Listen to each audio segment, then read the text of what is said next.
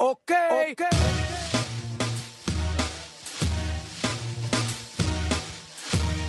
Good Friday afternoon, Metro Detroit. Thank you so much for tuning in or staying tuned to 910 AM Superstation, the voice of Detroit and Detroit's only urban news talk station, bringing you the best in news talk radio 24 hours a day, 7 days a week. Did somebody give me, I need to know where I am. In Southwest Detroit. I know that, but I mean, I thought Cliff had a menu over here. No, not the address. Give me a menu or something, because I forgot the name. Oh, I got it right here. Say this for me. Say that. Te mi Pablo. Yes, that's where we are. That's where we are, broadcasting live. I just want to make sure I get it right. It is a fall through Friday. The Detroit Free Press is 186 years old today. The Q line starts on Monday, and today is Cinco de Mayo, and that's why we're in Southwest Detroit.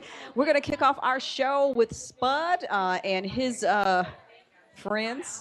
Band of brothers. His band of brothers. We've got Maynard Scales and Lamonte Hayes. They are three black guys on a mic. We're going to tell you about their podcast, and we're going to have some interesting conversation and see who gets kicked out of the restaurant first. Then we're going to talk to Jim McFarland. He brings the big glowing box, talk about what's good and what's bad on the big and small screens. We'll talk to James Craven about Alex's Arcade. It's about his son, Alex, who won a battle with cancer, and it's a nonprofit organization to help others who are battling the same. We'll also talk to local poet T. Harris and get a call from Bruce Braley because it is First Friday. This and more on the Pulse today. Our number is 313-209-9000. You're always welcome to call us, or you can stop by. We're at 7278 Dix in Southwest Detroit. And with that, Mr. Spudd, the man with the magic voice. Hey. How are you, Karen? Fine. Thank you so very much. You guys walked in looking like a singing group. You know what? Except Lamont was out of whack. And the sad part about it is we got that all day long, and that's the Lamont thing. Lamont was like, I'm not going anywhere with y'all unless y'all got blazers on.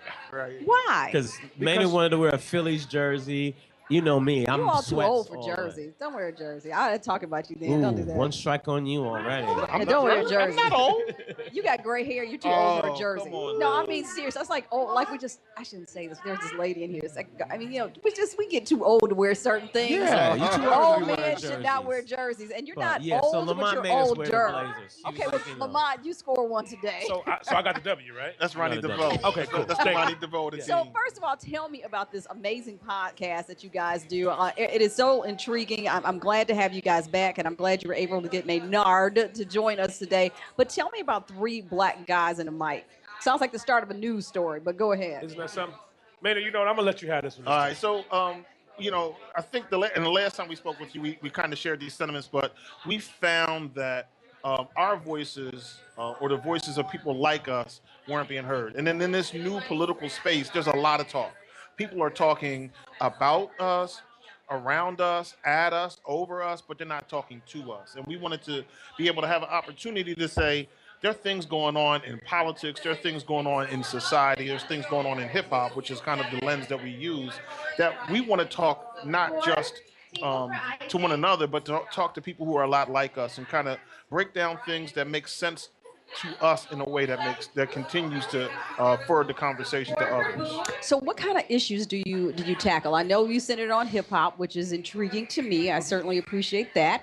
But let's talk about some of the issues, and you address them in the podcast, but a lot of those same issues are addressed in hip hop. Well, I think there was an analogy we talked about of 50 Cent being very similar to Donald Trump, of how, 50, the way he entered the game was about basically bullying people. And Donald Trump kind of had the same sentiment when he came in. He talked a lot of bad about certain segments of people. He talked about, building a wall, as we celebrate Cinco de Mayo today. We talked about that a little.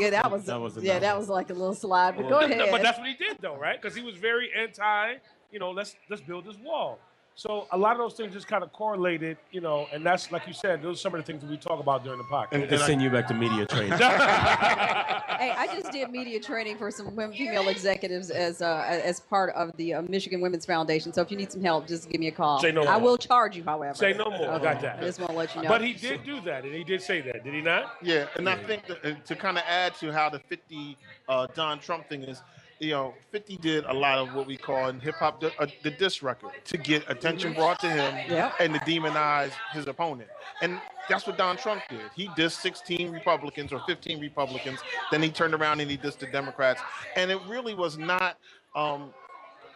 The divisiveness and the function of that was essentially to draw attention to him and keep him focused in the spotlight, good, bad, or indifferent. That's what he did, the P.T. Barnum style. But doesn't that speak to us, you know, as a society and as a community when we're intrigued by that level of disrespect or you know, it's like, you know, we buy into it, and people that raise the ruckus or kick up the dirt are the people that ultimately end up getting ahead. Both of those people are examples. You can have it. You don't have to sneak it. I'm gonna slide this pen out because they won't see it.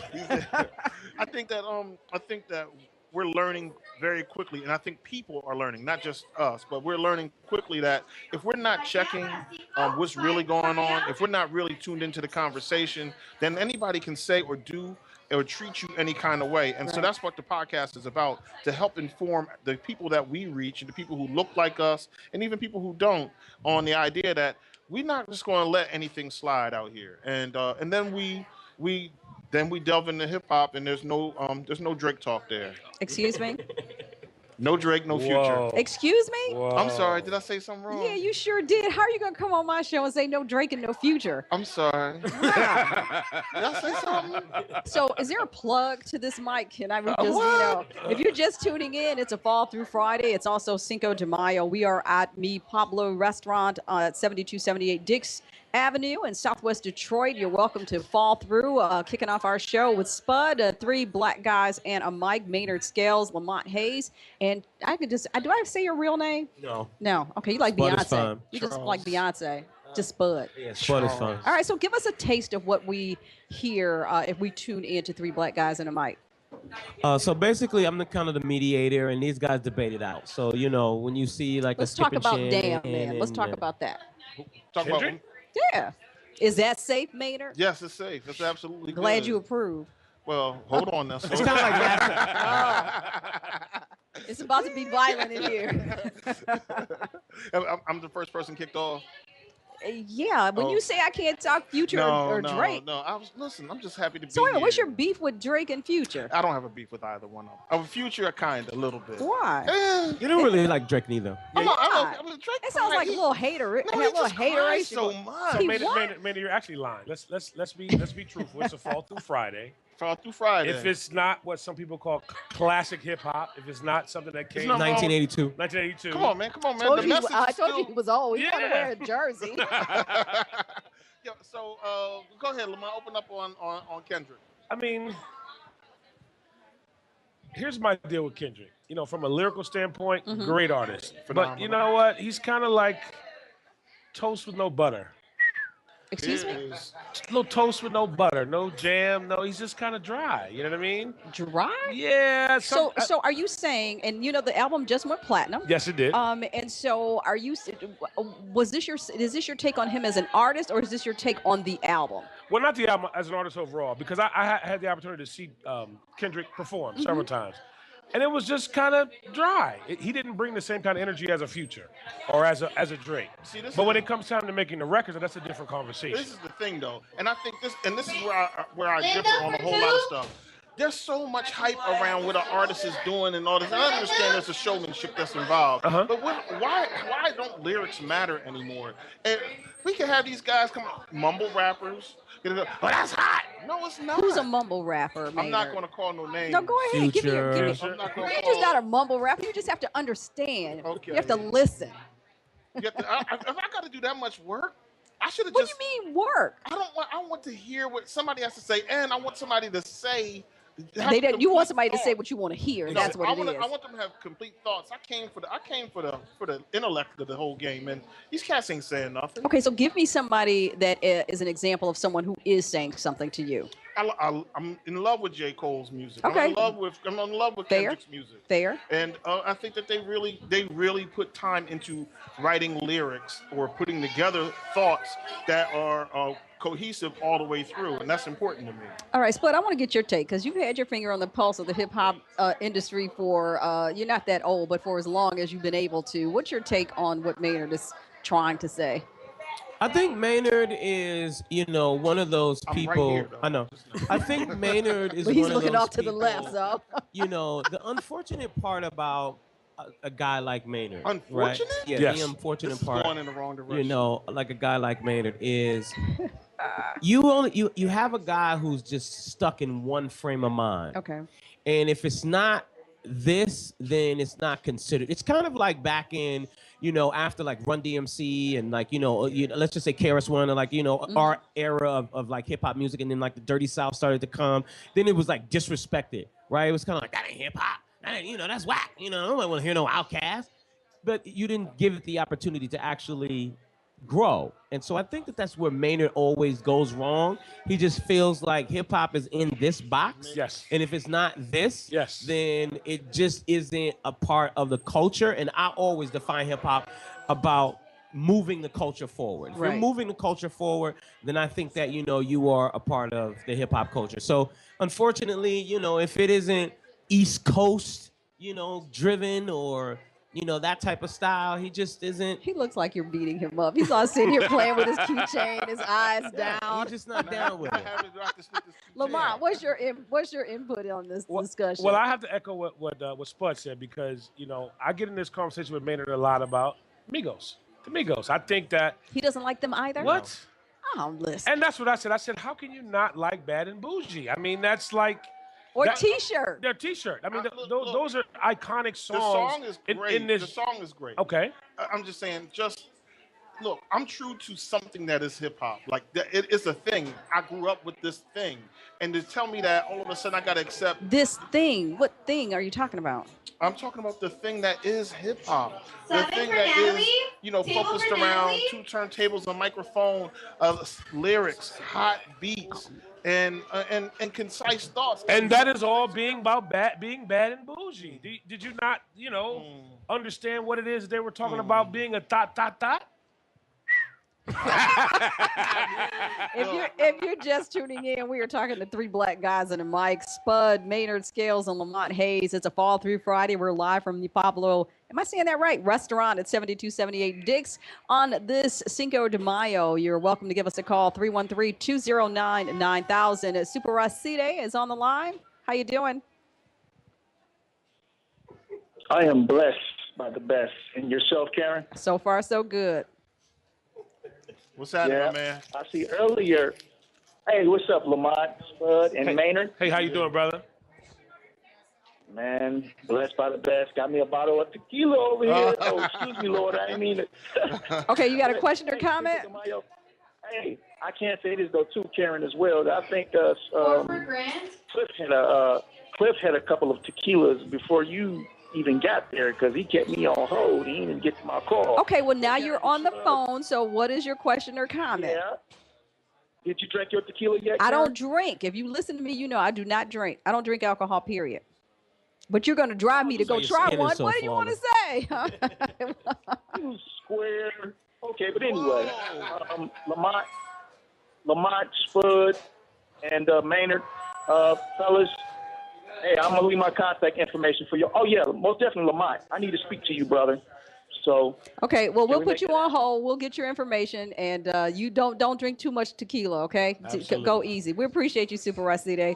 All right, so I wanted to, there was this, I was trying to find out, I forgot the girl's name, but she's considered to be a true culture vulture.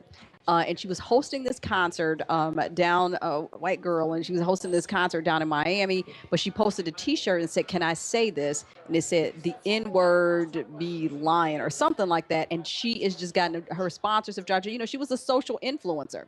And I'm trying to find, I can't remember her name, but, she's done a lot of stuff. Are there people that are looked upon as culture vultures? I mean, do they get comfortable with being able to participate in, absorb, share, and celebrate the black culture, and then they get to the point where they overstep that bound, which is exactly what she's done? Are we talking about black culture, or are we talking about hip hop? I'm talking about, well, Are they one and the same? And see, that's the thing, and that's why respecting it for what it is in the classic sense is critical, because that disrespect that's coming from a lot of folks outside of the culture, it's been told to us or told to these people that it's okay.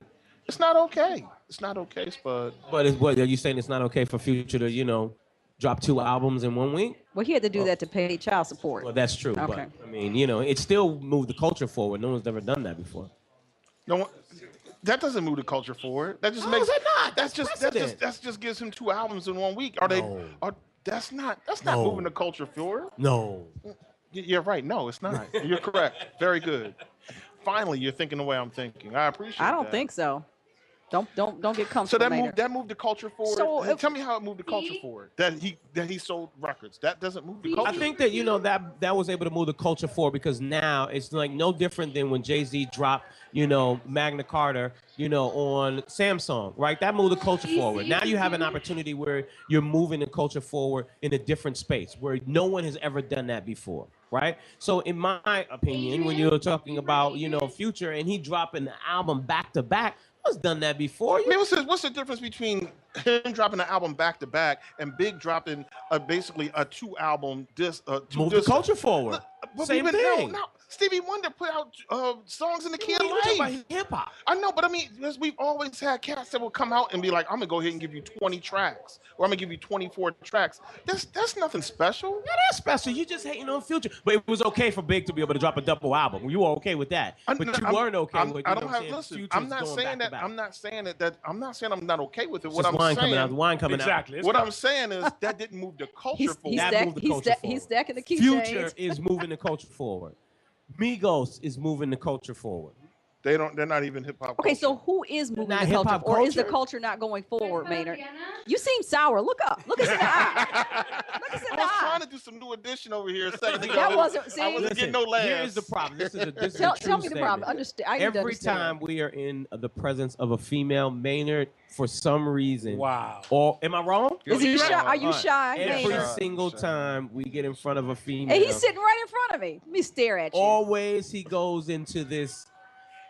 I don't know. Because he's how playing to with the talk keychain and he's looking down and he's I don't not know looking what up. that's all about. He puts his glasses on, so he's shy. 313-209-9000, our number. It's a fall through Friday. We've got 3 black guys in a mic. It is Spudd, Maynard Scales, and Lamonte Hayes on a fall through Friday. And a Cinco de Mayo. We are at the Pablo restaurant at 7278 Dix Avenue. Feel free to come on by. The drinks, for those who indulge, are flowing. The food smells delicious, and the people are pretty friendly, except for Maynard. I'm friendly. And can I say this too? I mean, we also tackle topics that also address things in the African American community. Okay. And that's important. I mean, whether it comes to helping people with their credit or things that like today, yesterday when Maynard got here, and I'm just bringing this up because we just had this experience, and I think that this is important. He hasn't been here in Detroit for a long time, and he says, man, why is it that I'm coming downtown new? I haven't been here for 16 years, and now I see, all of these new businesses surviving, but the African American businesses aren't. And so today we ate at a restaurant, and the service was just, it was horrible. Which one was it? I can't say. Okay, well, I just want to know. It was horrible. We'll talk about it off. It was horrible. Okay. My tuna was amazing. Was it a the black-owned food was, restaurant? Is that what you're fantastic. saying? Yes, it Okay. was. All right. And so don't say it. those are the things that you're like, and that's what I said. I say, those are the things I think that keep us back. When you're not delivering, but and that the comes from a lack of service. I just had to bring that up. That comes from that a was lack off of my, preparation. I got that off my chest now. That comes from a lack of preparation. We think that we can get a business card and a shingle, And that makes you in business. and that puts you in business. I mean, without any real. I got a business card and a shingle. No, I'm just kidding. I'm sorry? I got a business card and a shingle. Yeah, but you know how to take care of business, so Spud. You and I've done business in several capacities over the years. When you've been with radio stations, as a broadcast, as a talent, we worked together at the earlier radio station. You take care of business. People that are in business have to know what taking care of business is. I see small businesses all the time. You say, well, what time do you open? Well, we open around 10. And I always say, I got a ton of watches, and none of them say around anything. What time do you open? If you're supposed to be prepared to to meet your customers or your clients or your patients at 10 o'clock, you should be in and setting up and ready by 9:30. You don't walk in the door with your first customer. And people don't understand that. There's a thing about customer service. There's a thing about attentiveness, especially if you're in a restaurant. You know, if it's taking too long, you apologize to your customer. Say, you know, we're working on it. We're coming. We're doing this. They are doing you a favor by patronizing your business. Whether it's a restaurant or anything else, you're not doing them a favor, and your money can be spent anywhere. So we're going to do that. All right, let's take Derek's call quickly before we have to go to break. Derek, good afternoon, and thanks for the call. Hey, how you guys doing? We're great. How are you? What? I'm doing fantastic. Just enjoying the conversation. When I hear you say taking care of business, I think, I look at Detroit. I think that we've been, a black centrally dominated city for so long. It doesn't seem, and then we get mad when other people come in and they start, thriving. And we have this problem where we don't patronize our own businesses. True. We have every other race to come in and establish businesses, and we go to them, we flock to them, and they thrive. Well, but we have a problem. I mean, I don't understand when you talk about black and building, like the station that you guys are on, it's white owned. I mean, it's like BET's white owned. X Magazine sold out. That's white owned. It's like, why do we always have to cave in, or why don't we have our own? We've been in this country all these years, and I know we had a lot of things against us, but because of our lack of unity, we don't really nation build. We don't build black hospitals. We got Jewish hospitals, and we don't have no black-owned hospitals. Why don't we have that? Well, you know what? That's a very deep conversation, and maybe we'll peel back the layers of that. Because people have said, we've got people that come into the community and they open businesses. Why can't black people open businesses? Well, black people can, but there are a lot of things. There's some systemic factors that are service barriers in terms of funding. Our lack of financial planning. When you don't have credit, collateral, or cash, you're minimized in the conversation. Again, the business acumen, the preparation. But did you see the meme of the guy? There was a black guy that was buying a hamburger from all these different. Did you ever see that? From all these different, races. He'd go to an Arab store and, he said the hamburger was $15. He said, I'll keep the change. And he goes to an Asian, go through the whole thing. And then when he gets to the black guy that owns a business, and he wants a discount. No, yeah, exactly. Right. And so we have to think about our business practices and how it fuels our inability or unwillingness to support those businesses that look like us. But just like these three black guys and a mic have just said, if you patronize that business, you're patronizing the business. Even if you are doing it to support another black business, but you get substandard service. What are you supposed to do? Karen, one thing that you did say a second ago was this business acumen piece, and it's acumen or access to knowledge and information in general. I remember being, general sales manager of a radio station here in Detroit, and having a college degree and have good wealth, and et cetera. I had no earthly idea how to buy a house. And we had, as Spudd mentioned, we had Charles Hopgood on to discuss credit with us at one point. And there are things that if you don't have the access to the information, or you have it and no one can tell you, then you're destined to bump your head 2, 3, 4, 50 times trying to get it right. I salute those people who will bump their head 50 times and go out there and do it one more time, though. Well, and that's the reason why, I was talking to Cliff earlier, and I mean, that's the whole purpose. My thing is bringing people information, because you cannot penalize people for not knowing what they've never been taught or what they've not been exposed to. But they also have to be receptive, and then they've got to apply it. Sure. Just saying it, feeling it, and repeating it is one thing. We also have some misalignment of our priorities as a community, and I have to tell you, it's embarrassing because we keep having this conversation. It's embarrassing, but I'm going to keep having it until we get it right. We're going to take a break.